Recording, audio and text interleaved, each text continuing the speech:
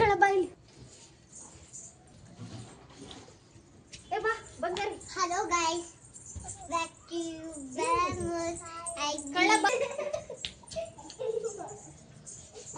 Hello. Hi. Hi guys. Hi. ಹೆಂಗಿದ್ದೀರಾ guys?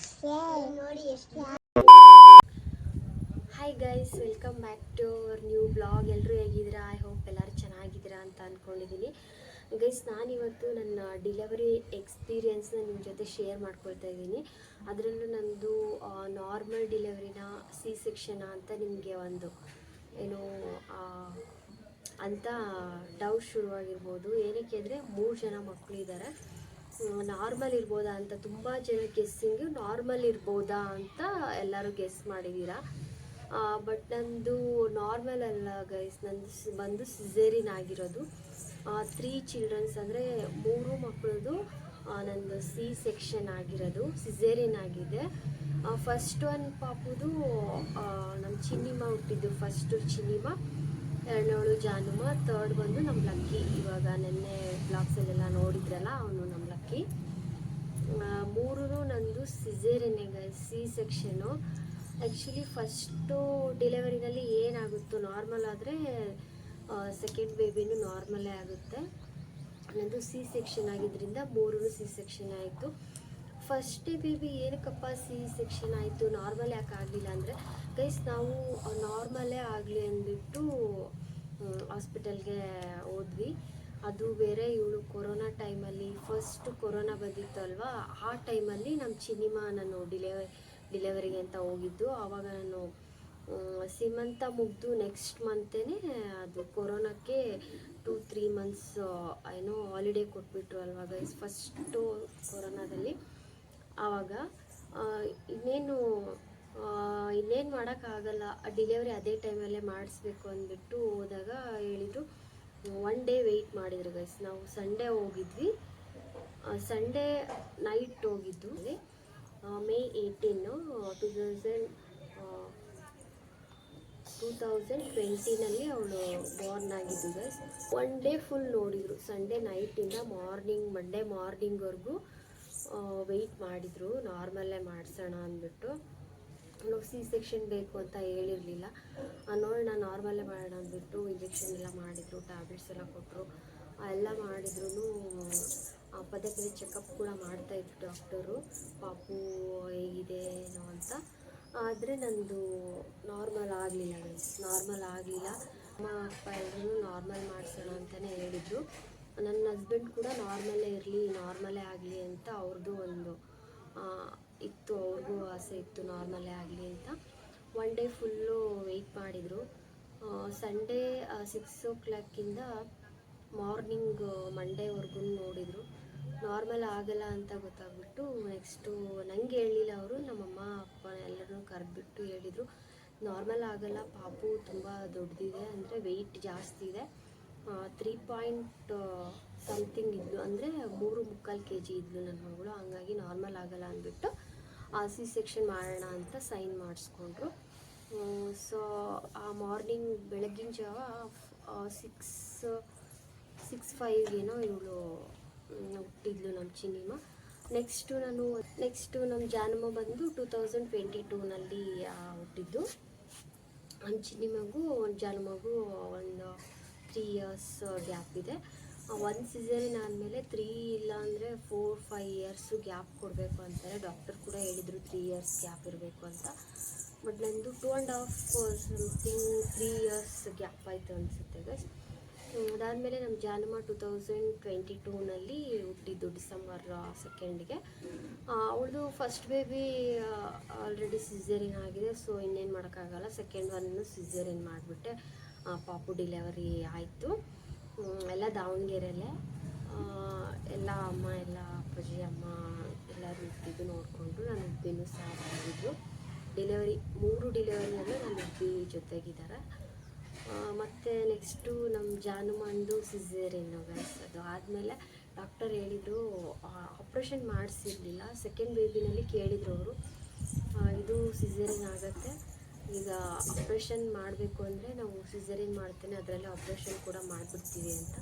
ಅಮ್ಮ ಇಲ್ಲ ಬೇಡ ನೆಕ್ಸ್ಟು 1 ಇಯರ್ ಆದಮೇಲೆ ನಾವು ಆಪ್ರೇಷನ್ ಮಾಡಿಸ್ತೀವಿ ಅಂತ ಹೇಳ್ಬಿಟ್ಟು ಅಮ್ಮ ರಿಕ್ವೆಸ್ಟ್ ಮಾಡಿಕೊಂಡ್ರು. ಸರಿ ಆಯಿತು ಅಂದ್ಬಿಟ್ಟು ಆಪ್ರೇಷನ್ ಮಾಡಿಸ್ಲಿಲ್ಲ. ಅದಾದಮೇಲೆ ನಾನು ಮತ್ತೆ ಇಬ್ಬರು 2 ಬೇಬಿ ಗರ್ಲ್ಸ್ ಇತ್ತು ಅಲ್ವಾ, ಇನ್ನೂ ಒಂದು ಮನೇಲೆಲ್ರಿಗೂ ಇಷ್ಟ ಬಾಯ್ ಬೇಬಿ ಬೇಕು ಅಂತ, ಬಾಯ್ ಬೇಬಿ ಆಗಬೇಕು ಅಂತ ಹೇಳ್ಬಿಟ್ಟು ನಮ್ಮಮ್ಮ ಆಪ್ರೇಷನ್ ಮಾಡಿಸಿರಲಿಲ್ಲ. ಸೆಕೆಂಡ್ ಒನ್ ಕೂಡ ಗರ್ಲ್ ಅಂತ ನಮಗೆ ಗೊತ್ತಿರಲಿಲ್ಲ, ಡೆಲಿವರಿ ಆದಮೇಲೆ ಗೊತ್ತಾಗಿದ್ದು ಗರ್ಲ್ ಬೇಬಿ ಅಂತ. ಆಪ್ರೇಷನ್ನು ನೋಡೋಣ ಇನ್ನೂ 1 ಇಯರ್ ಬಿಟ್ಟು ಮಾಡಿಸೋಣ ಅಂತ ಅಮ್ಮ ರಿಕ್ವೆಸ್ಟ್ ಮಾಡ್ಕೊಂಡಿದ್ದಕ್ಕೆ ಬಿಟ್ಟರು. ಅದಾದಮೇಲೆ 2 ಗರ್ಲ್ ಬೇಬಿ ಆಯಿತು. ಮನೇಲೆಲ್ಲರೂ ಇನ್ನೊಂದು ಬಾಯ್ ಬೇಬಿ ಆಗಲಿ ಅಂತ. ಎಲ್ರಿಗೂ ಗೊತ್ತಿರುತ್ತೆ, ಈಗ ಗರ್ಲ್ ಇದ್ದಾರೆ ಅಂದರೆ ಬಾಯ್ ಆಗಲಿ ಅಂತ ಇಷ್ಟಪಡ್ತಾರೆ, ಬಾಯ್ ಬೇಬಿ ಇತ್ತು ಅಂದರೆ ಗರ್ಲ್ ಇಷ್ಟಪಡ್ತಾರೆ. ಸೊ ಹಂಗಾಗಿ ನಮ್ಮ ಮನೇಲಿ ಕೂಡ ಬಾಯ್ ಬೇಬಿ ಬೇಕು ಅಂತ. ನನಗೂ ಇಷ್ಟ ಇತ್ತು ಬಾಯ್ ಬೇಬಿ ಒಂದಿರಬೇಕು, ಗರ್ಲ್ ಬೇಬಿ ಒಂದಿದ್ರೆ ಬಾಯ್ ಬೇಬಿ ಒಂದಿರಬೇಕು ಅಂತ ನನಗೂ ಇಷ್ಟ ಇತ್ತು.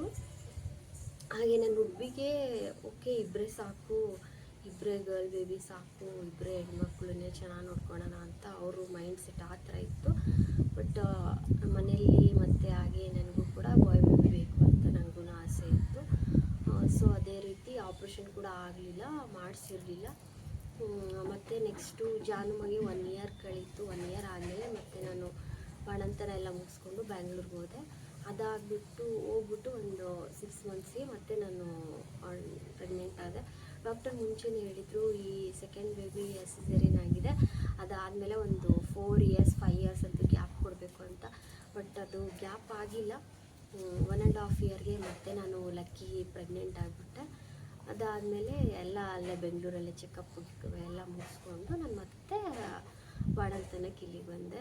ಗೊತ್ತಿತ್ತು ನನಗೆ ಸಿಸೇರಿಯನ್ ಅಂದರೆ ತುಂಬಾ ಪೇಯ್ನ್ ಆಗುತ್ತೆ ಅಂತ. 2 ಸಿಸೇರಿಯನ್ ಅಲ್ವಾ, ಬ್ಯಾಕ್ ಟು ಬ್ಯಾಕ್ ಸಿಸೇರಿಯನು. ಮತ್ತು ಈ ಪಾಪದು ಬೇಗನೆ ಆಗಿಬಿಡ್ತು ಅಲ್ವಾ, ತುಂಬಾ ಭಯ ಇತ್ತು ಏನಾಗುತ್ತೋ ಹೇಗೆ ಅಂತ. ನಾವು ಡಾಕ್ಟರ್ ಕನ್ಸಲ್ಟ್ ಮಾಡಿಬಿಟ್ಟು ಅವರು ಹೇಳಿದ್ದೆಲ್ಲ ಸಜೆಷನ್ನ ನಾವು ತಗೊಂಡು ಡಿಲೆವರಿಗೆ ರೆಡಿಯಾಗಿದ್ದು. ಸೊ ಇನ್ನೇನು ಡಿಲೆವರಿ ಟೈಮ್ ಹತ್ರ ಬಂತು, ಫುಲ್ಲು ಭಯ ಆಗ್ತಾಯಿತ್ತು ಹೆಂಗಪ್ಪ ಏನೋ ಅಂತ. ಯಾಕೆಂದರೆ 2 ಆಲ್ರೆಡಿ ಸಿಸೇರಿಯನ್ ಆಗಿದೆ, ಈ 3ನೇದು ಒಂದು ಸಿಸೇರಿಯನ್ ಅಲ್ವಾ, ಹೆಂಗೂ ಗಟ್ಟಿ ಧೈರ್ಯ ಮಾಡ್ಕೊಂಡು ಹೋದೆ. ಎಲ್ಲ ಚೆನ್ನಾಗಾಯಿತು. ಅದನ್ನು ಸಿಸೇರಿಯನ್ ಆಯಿತು ಗೈಸ್, 3 ಪಾಪುನು ಸಿಸೇರಿಯನ್ನೇ. ಆಮೇಲೆ ಅದೇ ಸ್ವಲ್ಪ ಪೇಯ್ನ್ ಇರುತ್ತೆ ಅಲ್ವಾ, ಬ್ಯಾಕ್ ಪೇಯ್ನು ಆ ಥರ ಎಲ್ಲ ಬಂತು ಸ್ಟಾರ್ಟಿಂಗು. ಬಾಣಂತನ ಎಲ್ಲ ನಮ್ಮಮ್ಮ ತುಂಬ ಚೆನ್ನಾಗಿ ಮಾಡಿದರು. ನನಗೆ ಇದುವರೆಗೂ ಈಗಲೂ ಪಾಪುಗೆ 1 ಇಯರ್ 2 ಮಂತ್ಸ್ ಆಗಿದೆ. ಇನ್ನು ನನ್ನ ಮನೇಲಿ ಏನು ಕೆಲಸ ಮಾಡಲ್ಲ, ಎಲ್ಲ ಅಮ್ಮನೇ ಮಾಡ್ಕೊತಾರೆ. ನಾನು ಏನಂದರೆ ಪಾಪುನ ನೋಡ್ಕೊ ಸಾಕು, ನೀನು ಪಾಪುನೇ ಚೆನ್ನಾಗಿ ನೋಡ್ಕೊ ಅಂತ ಹೇಳ್ತಾರೆ. ಸೊ ಹಾಗಾಗಿ ನಾನು ಆರಾಮಾಗೇ ಇದ್ದೀನಿ. ಇಲ್ಲಿನೂ ಏನು ಕೆಲಸ ಮಾಡಲ್ಲ ನಾನು ಜಾಸ್ತಿ, ಪಾಪುನೊಂದು ನೋಡ್ಕೊತೀನಿ ಬಿಟ್ಟರೆ ಮನೆ ಕೆಲಸ ಎಲ್ಲ ಏನು ಮಾಡಲ್ಲ. ಯಾವಾಗಾದ್ರೂ ಒಂದು ಸರಿ ಅನಿಸಿದ್ರೆ ಮಾಡ್ತೀನಿ, ಕೆಲವೊಂದು ಟೈಮು ಫುಲ್ ಎಲ್ಲ ಕೆಲಸ ನಾನೇ ಮಾಡಲ್ಲ, ಅಮ್ಮನೇ ಮಾಡ್ಕೊತಾರೆ. ಸ್ವಲ್ಪ ಆವಾಗವಾಗ ಸ್ವಲ್ಪ ಹೆಲ್ಪ್ ಮಾಡ್ತೀನಿ ಅಷ್ಟೇ. ಎಲ್ಲ ಕೆಲಸನೂ ಆಲ್ಮೋಸ್ಟ್ ಅಲ್ಲಿ ಅಮ್ಮನೇ ಮಾಡ್ಕೊಡೋದು. ನನಗೆ ಪಾಪುನ ನೋಡ್ಕೊ ಸಾಕು, ಚೆನ್ನಾಗಿ ನೋಡ್ಕೊ ಅಂತ ಹೇಳ್ತಾರೆ ಗೈಸ್. ಹೆಣ್ಮಗು ಗಂಡ್ಮಗು ಅಂತ ಏನು ಭೇದ ಭಾವ ಇಲ್ಲ, ಎಲ್ಲನೂ ಮಕ್ಕಳೇ. ಆದರೂ ಒಂದು ಆಸೆ, ಒಂದೆಲ್ಲೋ ಒಂದು ಮೂಲೆಯಲ್ಲಿ ಆಸೆ ಇರುತ್ತೆ ಅಲ್ವಾ, ಒಂದು ಹೆಣ್ಮಗು ಆಯಿತು ಅಂದರೆ ಒಂದು ಗಂಡು ಮಗು ಆಗಲಿ ಅಂತ. ಅದೇ ರೀತಿ ನನಗೂ ಒಂದು ಆಸೆ ಇತ್ತು ಅಷ್ಟೇ. ಮತ್ತು ಅದ್ರ ಬಗ್ಗೆ ಏನು ತಪ್ಪು ತಿಳ್ಕೊಬೇಡಿ, ಯಾಕೆಂದರೆ ಎಜುಕೇಟೆಡ್ ಆಗಿ ನೀವೇ ಈ ಥರ ಮಾಡಿದರೆ ಹೇಗೆ ಅಂತ ಕ್ವೆಶನ್ ಮಾಡೋರು ಇರ್ತಾರೆ. ಆ ಥರ ಎಲ್ಲ ಏನಿಲ್ಲ. ಒಂದು ಬಾಯ್ ಒಂದು ಗರ್ಲು ಈ ಥರ ಇತ್ತು ಅಂದರೆ ನಮ್ಮ ಫ್ಯಾಮಿಲಿ ಕಂಪ್ಲೀಟ್ ಆಗುತ್ತೆ ಅಂತ ಒಂದು ಇದು ನನ್ನ ಆಸೆ. ಒಂದು ಬಾಯ್ ಒಂದು ಗರ್ಲ್ ಇರಬೇಕು, ಮಕ್ಕಳು ಅಂದರೆ 2 ಸಮ ಇರಬೇಕು, ಒಂದು ಬಾಯ್ ಒಂದು ಗರ್ಲು ಅಂತ. ಹಾಗಾಗಿ ನಾವು ಬಾಯ್ ಬೇಬಿ ಬೇಕೇ ಬೇಕು ಅಂತ ಮಾಡ್ಕೊಂಡಿದ್ದು ಬಾಯ್ ಬೇಬಿನ. ಸೊ ನಮ್ಮ ಲಕ್ಕಿ ನೋಡಿದ್ದೀರಲ್ಲ ಹೆಂಗಿದ್ದಾನೆ ಇವಾಗ. ಯಪ್ಪ, ಅವನಂತೂ ಭಾಳ ಚುರುಕಾಗ್ಬಿಟ್ಟಿದ್ದಾನೆ ಇವಾಗಂತೂ, ಹಿಡಿಯೋಕ್ಕೆ ಆಗಲ್ಲ ಅವನಿಗೆ, ಅಷ್ಟು ಚುರುಕಾಗ್ಬಿಟ್ಟಿದ್ದಾನೆ ಗೈಸ್. ನೋಡಿ ನನ್ನ ಡಿಲೆವರಿದು ಎಕ್ಸ್ಪೀರಿಯೆನ್ಸ್ ಹಿಂಗಿತ್ತು. 3 ಸಿಸೇರಿಯನ್ನು ತುಂಬ ಜನ ಕೇಳ್ತಾರೆ ಏನು ನಾರ್ಮಲ್ ಆಗಿದೆ ನಾ 3 ಪಾಪು ಅಂತ. ಯಾರು ಹೇಳಿದ್ರೆ ನಂಬೋದೇ ಇಲ್ಲ ಗೈಸ್. 3 ಪಾಪು ಅಂದರೆ ಹೇಳ್ತೀನಿ ಇಲ್ಲ ನಾರ್ಮಲ್ ಅಲ್ಲ ಸಿಸೇರಿನ್ ಅಂತ. ಅಯ್ಯೋ ಗ್ರೇಟ್ ಬಿಡ್ರಿ ನೀವು, ಈಗಿನ ಕಾಲದಲ್ಲೂ 3 ಸಿಸೇರಿನ್ ಮಾಡಿಸ್ಕೊಂಡಿದ್ದೀರಲ್ಲ ಗ್ರೇಟ್ ಬಿಡಿ ಅಂತಾರೆ. ಏನಕ್ಕೆ ಅಂದರೆ ಡಾಕ್ಟರ್ ಮುಂಚೆನೇ ಹೇಳ್ತಾರೆ ಸಿಸೇರಿನ್ 1 ಆಗೋದೇ ದೊಡ್ಡದು, ಮತ್ತು ಅದರಲ್ಲೂ 2ನೇ ಬಿಟ್ಕೊತೀರ, 2 ಆದರೆ ಲಾಸ್ಟು, ಆಪ್ರೇಷನ್ ಮಾಡಿಸ್ಕೊಂಬಿಡಿ ಅಂತ. ಬಟ್ ನಾನು ಅದರಲ್ಲೂ 3 ಸಿಸೇರಿನ್ಗೆ ಬಿಟ್ಟಿರೋದಕ್ಕೆ ಎಲ್ಲರೂ ಕೇಳ್ದವ್ರಿಲ್ಲ ಹಂಗೆ ಅಂತಾರೆ, ಗ್ರೇಟ್ ಬಿಡ್ರಿ ನೀವು, ಭಾಳ ಗಟ್ಟಿ ಬಿಡ್ರಿ, 3 ಸಿಸೇರಿನ್ ಮಾಡಿಸ್ಕೊಂಡಿದ್ದೀರಾ ಅಂತ ಹಿಂಗೆಲ್ಲ ಹೇಳ್ತಾ ಇರ್ತಾರೆ. ಆವಾಗ ನನಗೊಂದು ಸ್ವಲ್ಪ ಏನೋ ಒಂದು ಸ್ವಲ್ಪ ಇದರಲ್ಲಿ ಪ್ರೌಡ್ ಫೀಲ್ ಅನಿಸುತ್ತೆ. ಅದರಲ್ಲೂ ಬಾಯ್ ಬೇಬಿ ಬೇಕು ಅಂದ್ಕೊಂಡು ಪಡ್ಕೊಂಡಿರೋದಕ್ಕೆ ಇನ್ನೂ ತುಂಬ ಖುಷಿನೇ ಇದೆ. 3 ಮಕ್ಕಳು ಇವಾಗ ತುಂಬ ಚೆನ್ನಾಗಿದ್ದಾರೆ, ಹ್ಯಾಪಿಯಾಗಿದ್ದಾರೆ. ಹಾಗೆ ಅವ್ರ ಪಪ್ಪಂಗೆ 2 ಹೆಣ್ಮಕ್ಳು ಅಂದರೆ ತುಂಬ ಇಷ್ಟ. ನನಗೆ 3 ಇಷ್ಟ, ಅದರಲ್ಲೂ ಜಾಸ್ತಿ ನನ್ನ ಮಗನೇ ಇಷ್ಟ. ಅವ್ರ ಪಪ್ಪಂಗೆ ಮಾತ್ರ 2 ಹೆಣ್ಮಕ್ಳು ಅಂದರೆ ಪ್ರಾಣ. ತುಂಬ ಚೆನ್ನಾಗಿ ನೋಡ್ಕೊತಾರೆ. ಅವ್ರ ಪಪ್ಪ ಅಂದರೆ ಆ ಮಕ್ಕಳಿಗೂ ತುಂಬ ಇಷ್ಟ. ಹಾಗಾಗಿ ಗೈಸ್ ನೋಡಿ 3 ಸಿಸೇರಿನ್ನು ನೋಡಿ ನಾನು ಹಿಂಗೆ ಕುತ್ಕೊಂಡಿದ್ದೀನಿ ಇವಾಗ, ನಿಮಗೆ ಕಾಣಿಸ್ತಿದ್ದೀನಿಲ್ವಾ ಹೇಗಿದ್ದೀನಿ ಅಂತ.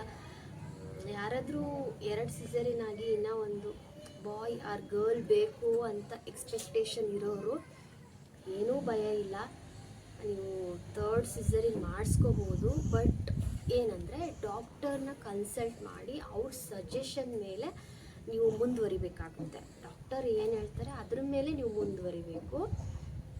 ನನ್ನ ಎಕ್ಸ್ಪೀರಿಯೆನ್ಸ್ ಈ ಥರ ಇದೆ ನೋಡಿ. ಇನ್ನು ಯಾರಾದರೂ 3rd ಸಿಸೇರಿನ್ನು ಏನಪ್ಪ ಹೆಂಗೆ ಅಂತ ಭಯ ಇದ್ದರೆ ನೋಡಿ, ನಾನು ಇಲ್ಲೇ ಕುತ್ಕೊಂಡಿದ್ದೀನಲ್ಲ, ನಾನು ಹೆಂಗಿದ್ದೀನಿ ನೋಡಿ.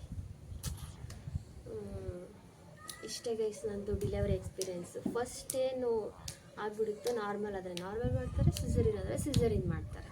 ಫಸ್ಟ್ ನಮ್ಮ ಚಿನ್ನಿಮ್ಮ ಹುಟ್ಟಿದ್ದು 2020 May 18. And second baby Janamma ಹುಟ್ಟಿದ್ದು ಡಿಸೆಂಬರ್ 2, 2022. ಹಾಗೆ ನಮ್ಮ ಲಕ್ಕಿ ಹುಟ್ಟಿದ್ದು ಅಕ್ಟೋಬರ್ 3, 2024. ಲಾಸ್ಟ್ ಇಯರ್ ಹುಟ್ಟಿದ್ದು. ಆಲ್ರೆಡಿ 1 ಇಯರ್ ಆಯಿತು ಇವಾಗ. ಇಷ್ಟು ನನ್ನ ಡಿಲಿವರಿ ಎಕ್ಸ್ಪೀರಿಯೆನ್ಸು. ಅದರಲ್ಲೂ 3 ಸೆಕ್ಷನ್ನು. ಎಲ್ಲರೂ ನಾರ್ಮಲ್ ಅಂದ್ಕೊಂಡ್ಬಿಟ್ಟಿದ್ದಾರೆ, ಆ್ಯಕ್ಚುಲಿ ಕೇಳ್ದವ್ರಿಗೆ ಮಾತ್ರ ಗೊತ್ತು ಸೆಕ್ಷನ್ ಅಂತ. ಗೈಸ್ ಇದು ನನ್ನ ಡಿಲಿವರಿ ಎಕ್ಸ್ಪೀರಿಯೆನ್ಸು. ಓಕೆ ಗೈಸ್, ನನ್ನ ಡಿಲಿವರಿ ಎಕ್ಸ್ಪೀರಿಯೆನ್ಸ್ ಕೇಳಿದ್ರಲ್ವ, ಏನಾದರೂ ಕ್ವೆಶನ್ಸ್ ಇದ್ದರೆ ಕಮೆಂಟ್ ಬಾಕ್ಸಲ್ಲಿ ಕಮೆಂಟ್ ಮಾಡಿ. ಹಾಗೆ ಈ ವಿಡಿಯೋಗೆ ಒಂದು ಲೈಕ್ ಮಾಡಿ, ಶೇರ್ ಮಾಡಿ, ಹಾಗೆ ಕಮೆಂಟ್ ಮಾಡಿ. Thank you so much. Thanks for watching. Thank you.